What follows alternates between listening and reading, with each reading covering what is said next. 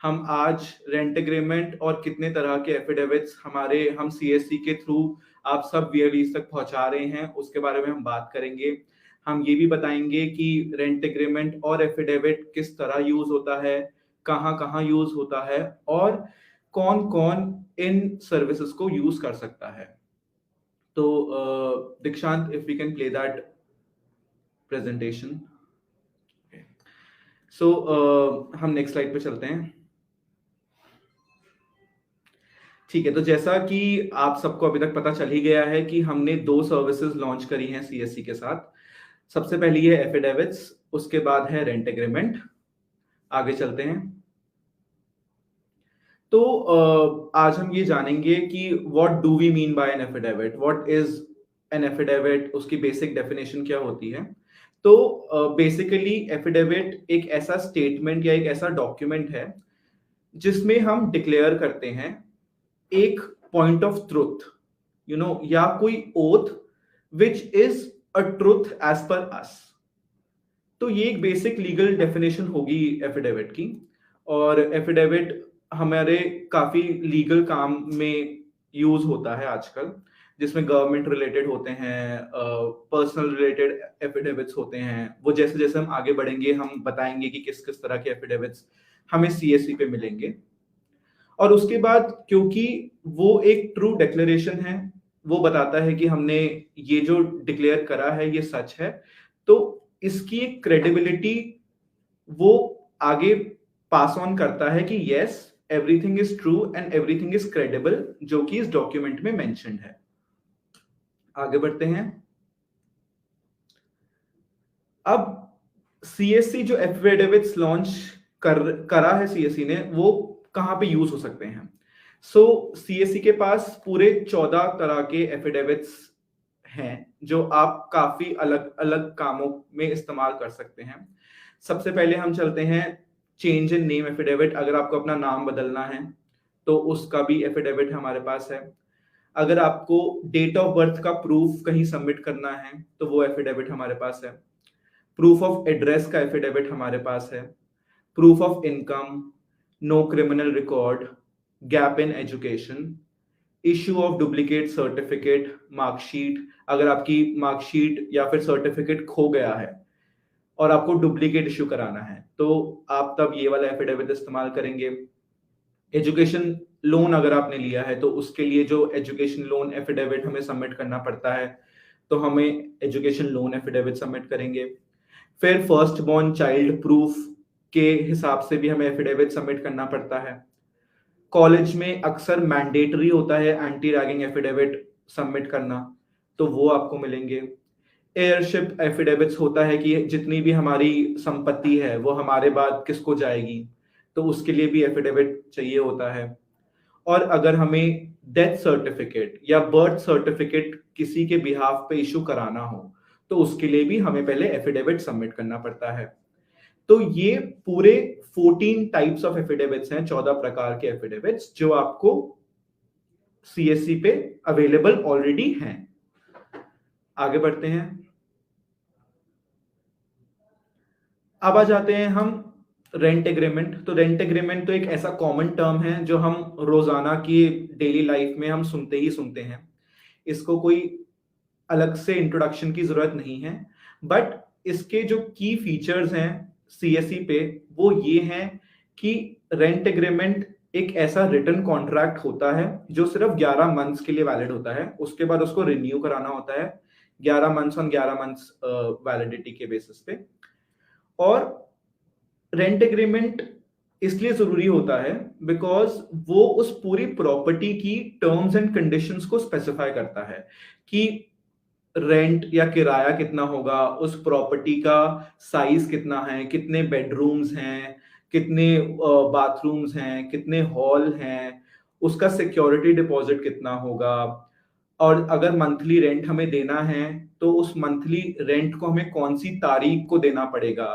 तो ये सारे टर्म्स एंड कंडीशंस जो बहुत ही इंपॉर्टेंट होते हैं एक किराएदार के लिए और एक ओनर के लिए जिसने अपना घर किराए में दिया हुआ है, उसके लिए ये चीजें बहुत ही इंपॉर्टेंट होती हैं और बहुत ही क्लियर कर देती हैं।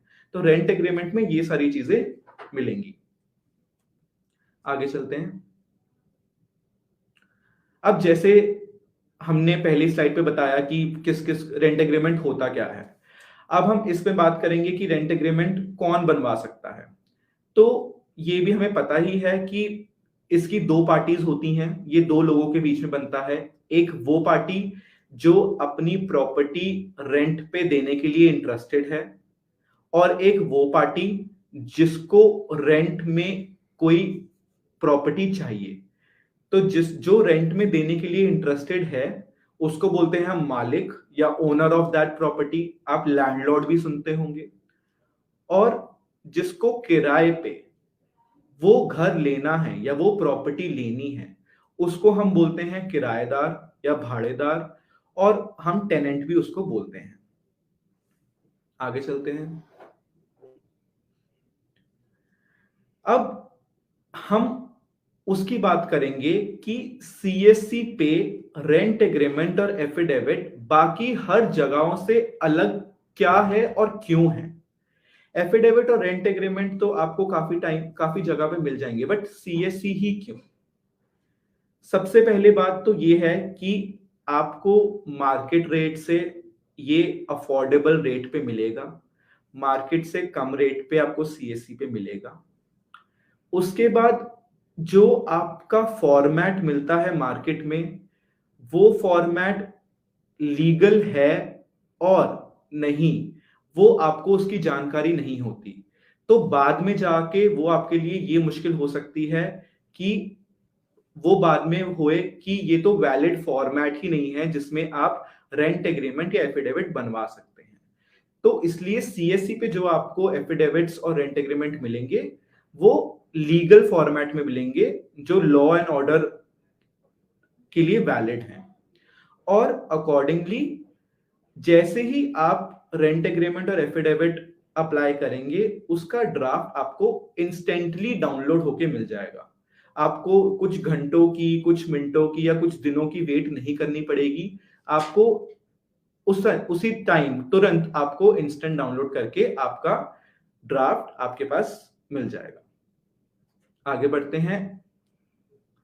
जैसा कि हमने पहली स्लाइड पे बताया कि उसके की फीचर्स क्या हैं। एफिडेविट का लॉन्च प्राइस है 99 रुपए, विच इज ₹99, और रेंट एग्रीमेंट का लॉन्च प्राइस है ₹199, 199 रुपए। अब आते हैं कमीशन पे। तो इस प्राइस का 40% कमीशन वैलीज को मिलेगा। तो ये होगा कमीशन स्ट्रक्चर ऑफ एफिडेविट। 99 रुपए का 40% और 199 रुपए का भी 40% वैली की कमीशन होगी। अब हम चलते हैं नेक्स्ट स्लाइड पे। तो अब आगे हम ये बताएंगे कि सीएससी द्वारा आप रेंट एग्रीमेंट और एफिडेविट को अप्लाई कैसे कर सकते हैं, उसका आवेदन कैसे कर सकते हैं। आगे वाली स्लाइड्स पे अब हम ये बात करेंगे। हम आगे बढ़ते हैं। ठीक है, तो सबसे पहले आपको रेंट एग्रीमेंट और एफिडेविट की सेवाओं को आवेदन करने के लिए आपको डिजिटल सेवा कनेक्ट पे अपना यूजर आईडी और पासवर्ड और कैप्चा डाल के लॉगिन करना पड़ेगा। नेक्स्ट पे चलते हैं। सेकेंड स्टेप में हमें रेंट एग्रीमेंट और एफिडेविट ऊपर सर्च में टाइप करना पड़ेगा ताकि हम उस सर्विसेज तक पहुंच पाए। नेक्स्ट पे चलते हैं। स्टेप 3 में हमारे पास ऐसी एक स्क्रीन खुल जाएगी जिसपे हमें लॉग इन विद डिजिटल सेवा कनेक्ट पे क्लिक करके हमें एक बार और लॉग इन करना पड़ेगा। इस लॉगिन के लिए आपको यूजर नेम और पासवर्ड की आवश्यकता और जरूरत नहीं है, वो आप पहले ही डिजिटल सेवा कनेक्ट पे दे चुके हैं। ये स्क्रीन आपको दिखेगी। इसके बाद चलते हैं। अब जैसे ही आप क्लिक लॉगिन करते हैं आपके सामने ये स्क्रीन आएगी जिसमें आप दो तरह से दोनों सर्विसेज को पे जा सकते हैं। सबसे पहला है आप न्यू एप्लीकेशन पे क्लिक करके उन सर्विसेज तक पहुंच सकते हैं, या फिर आपके राइट हैंड साइड पे एक सर्च का बार है, आप उस पे भी रेंट एग्रीमेंट या वो सारे प्रकार के एफिडेविट्स को टाइप इन करके आप उन सर्विसेज तक पहुंच सकते हैं। ये 2 तरीके हैं उन सर्विसेज तक पहुंचने के लिए। आगे बढ़ते हैं। स्टेप 4 है, जैसे ही आप न्यू एप्लीकेशन या फिर आप सर्च करेंगे तो आपको ये एक स्क्रीन दिखेगी जिसमें रेंट एग्रीमेंट और बाकी 14 तरीके के जितने भी एफिडेविट्स हैं, other 14 types of affidavits along with rent agreement आपको यहां पे विजिबल हो जाएंगे और आप as per the customer request उस सर्विस को अप्लाई कर सकते हैं उसके बिहाफ पे। जैसे ही आपको पता चला कि कौन सा एफिडेविट कस्टमर को बनवाना है या फिर रेंट एग्रीमेंट बनवाना है, आप उस पर्टिकुलर एफिडेविट के नाम पर क्लिक करेंगे। जैसे हमें पहले देखा कि हमारे पास 14 तरीके के हैं, change in name, proof of address, proof of date of birth. तो ये सारे एफिडेविट्स अब आपको यहां पे मिल जाएंगे और जैसे ही आप इन सब में से किसी भी एफिडेविट या रेंट एग्रीमेंट पे क्लिक करते हैं, आपको 1 से 2 बेसिक क्वेश्चन का आंसर करना पड़ेगा। जैसे उस कस्टमर का जेंडर या डेट ऑफ बर्थ क्या है, वो स्टेप 5 और स्टेप 6 में कवर हो जाएगा। अब आगे बढ़ते हैं हम। आगे बढ़ने के बाद हमारे पास ये प्रोसीड टू अप्लाई की एक स्क्रीन आएगी जिसमें हमें प्रोसीड टू अप्लाई का बटन क्लिक करना है ताकि हम आगे बढ़ पाएं। प्रोसीड टू अप्लाई का बटन क्लिक करते ही ओटीपी हमें कस्टमर का मोबाइल नंबर और ओटीपी डालना पड़ेगा, जो आप स्टेप 8 में देख रहे हैं। आगे बढ़ते हैं स्टेप 9 पे। जैसे ही आप कस्टमर का मोबाइल नंबर और ओटीपी स्टेप 8 पे डाल देंगे, वैसे ही आपके सामने एक एप्लीकेशन फॉर्म खुल जाएगा ताकि उसकी जो बाकी डिटेल्स हैं आप वो सब फिल आउट कर सकें। और ये डिटेल्स बहुत ही बेसिक और बहुत ही क्विक होंगी। आगे बढ़ते हैं। अब स्टेप 10 पे जितनी डिटेल्स हमने एप्लीकेशन फॉर्म पे डाली हैं, हमें उसका एक प्रीव्यू आ जाएगा जिसको हम पढ़ के ये देख सकते हैं कि क्या वो इंफॉर्मेशन सही है या हमें उसको एडिट करने की जरूरत है। अगर हमारे पास वो इंफॉर्मेशन सारी सही है, वो हमें आपको जैसे स्क्रीन पे दिखाई दे रहा है, इस स्क्रीन पे आपको वैसे ही फॉर्मेट में दिख जाएगी जिस फॉर्मेट में एफिडेविट सबमिट होना है। अगर वो सही है तो हम उसको सबमिट कर देंगे। अगर उसमें कुछ अपडेट की रिक्वायरमेंट है तो हम एडिट करके वापस एप्लीकेशन फॉर्म में भी जाकर चेंज करके वापस सबमिट कर सकते हैं। अब हम सबमिट पे क्लिक करेंगे और पहुंचेंगे स्टेप 11 पे। स्टेप 11 पे हम CSC वॉलेट के थ्रू पेमेंट करेंगे। ये वही पेमेंट है जो एफिडेविट के लिए ₹99 और रेंट एग्रीमेंट के लिए ₹199 है। ये पेमेंट करने के बाद स्टेप 12 पे हम आगे बढ़ेंगे। स्टेप 12 पे आपकी एप्लीकेशन सबमिट हो जाएगी और आप उसी टाइम पे डाउनलोड एफिडेविट पे क्लिक करके अपना एफिडेविट को ले सकते हैं। आपका एफिडेविट यहां पे आपको मिल जाएगा उसी टाइम। आगे बढ़ते हैं। ये पूरी जर्नी है कि एफिडेविट या रेंट एग्रीमेंट को किस तरह हम अप्लाई कर सकेंगे और जैसे ही हमने अप्लाई किया, हमें उसी टाइम पे वो एफिडेविट और रेंट एग्रीमेंट हमारे हाथों में मिल जाएगा बीएलई द्वारा। जी, थैंक यू माहर जी। आपको इसमें कुछ ऐड करना है या हम आगे बढ़ सकते हैं? हम बिल्कुल आगे बढ़ सकते हैं। जी, तो पहले तो मैं थैंक यू बोलता हूँ। आपने बहुत ही डिटेल में हमें पूरा प्रोसेस एक्सप्लेन किया और इतने अच्छे से आपने एक्सप्लेन किया कि शायद ही किसी को कुछ डाउट होगा, कुछ कंफ्यूजन रहेगा। और जितने भी बीएलईज यहाँ पर देख रहे हैं, मैं आपको बता दूं कि जैसा स्लाइड में भी माहिर जी ने बताया कि जो एफिडेविट है बहुत इंपॉर्टेंट डॉक्यूमेंट है और बहुत जगह हमारे डे टू डे लाइफ में उसको हम यूज़ करते हैं। और चाहे वो रेंट एग्रीमेंट की बात करें या एफिडेविट की बात करें, दोनों ही ऐसे हैं जिससे जो कभी ना कभी हमें ज़रूरत उसकी पड़ती रहती है। तो जिससे हम सोचते थे कि बहुत डिफिकल्ट डॉक्यूमेंट है, कोर्ट जाना पड़ेगा, लॉयर से बात करनी पड़ेगी, तो आपके डोर स्टेप पर एक कॉमन सर्विस सेंटर पर आपको जाना है और वहीं पर वो आपको डॉक्यूमेंट मिल जाएगा। और रेट देखिए, जो माहिर जी ने आपको बताया कि बहुत ही कम दरों पर आपको ये सर्विस मिल रही है और अच्छा कमीशन, 40% कमीशन हमारे वीएलईज के लिए उसको रखा गया है। तो एक विन विन सिचुएशन है हमारे वीएलईज के लिए, साथ ही साथ जो कस्टमर्स हैं, आपके कस्टमर्स जो हैं उनके लिए भी, और ये हमारा जो बुक सर्विसेज है उसको भी बढ़ाते हैं। तो आगे बढ़ते हैं और शुभांगी हमारे साथ यहाँ जुड़ी हुई हैं, माफ कीजिएगा। शुभांगी, मैं आपसे रिक्वेस्ट करूंगा कि अगर कोई क्वेश्चंस हैं पर्टिकुलरली जो वीएलईज के ज्यादातर आते हैं या हम कुछ मिस कर गए हैं, तो वो आप माहिर जी के सामने रखिए ताकि सभी को उसका जवाब मिले। थैंक यू दीक्षांत, थैंक यू माहिर, इतने अच्छे से हमें बताने के लिए रेंट एग्रीमेंट और एफिडेविट के बारे में। हमारे जितने भी व्यूअर्स हैं और हमारे जितने भी वीएलई हैं वो कुछ चीज़ें जानना चाहते हैं। जो ये हमारे रेंट एग्रीमेंट की सर्विस है और ये एफिडेविट की सर्विस है, ये किसी पर्टिकुलर स्टेट में है या पैन इंडिया हम इसको यूज़ कर सकते हैं?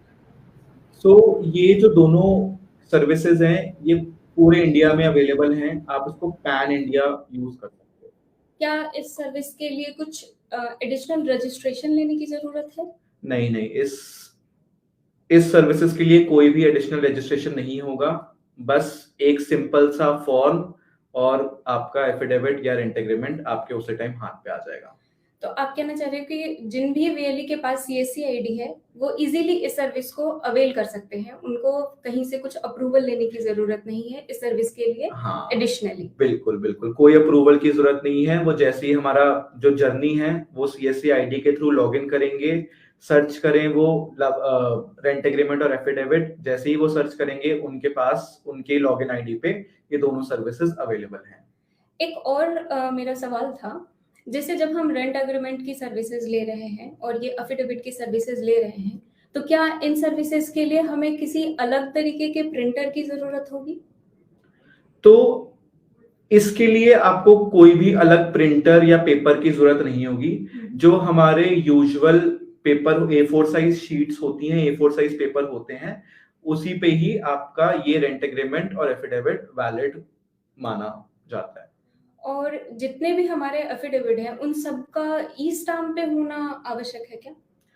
तो ये रिक्वायरमेंट बेसिस पे होता है शुभांगी जी। तो इसका हो भी सकता है कि अगर रिक्वायरमेंट है जी। अगर आपको किसी लीगल काम के लिए जी। वो एफिडेविट सबमिट करना है तो स्टैम्प पेपर की जरूरत होती है, बट ज्यादातर कामों में स्टैम्प पेपर की जरूरत नहीं पड़ती।